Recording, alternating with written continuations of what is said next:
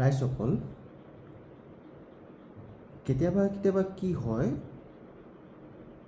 এনেকুৱা নহয় যে যদি আপুনি কিবা এটা কাম কৰিব পৰা নাই, তাৰমানে এইটো নহয় যে আপুনি বেলেগ এটা কামৰ কাৰণে বনিছে বা সেইটো কাম আপোনাৰ কাৰণে নহয়। সেইটো নহ'বও পাৰে।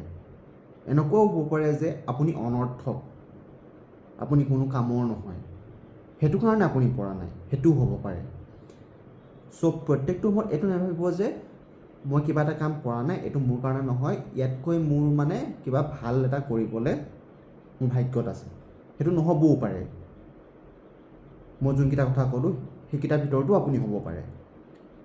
সেইটো কাৰণে অলপ মানে ধ্যান ৰাখিব, যাতে কিবা এটা যদি পাইছে সেইটো কৰি থাকক, গম পাইছেনে? এনেই নেখাই নবৈ মৰাতকৈ কিবা এটা কৰি থাকিলে কিবা এটা খাব পোৱা যাব, নহয় জানো? যিমানখিনি মোৰ জ্ঞান মানে আগতে ময়ো ভাবিছিলোঁ, সেইটো কাৰণে মানে এতিয়া যিহেতু ভুলটো মোৰ শুধৰণি হ'ল, আপোনালোককো কৈ দিছোঁ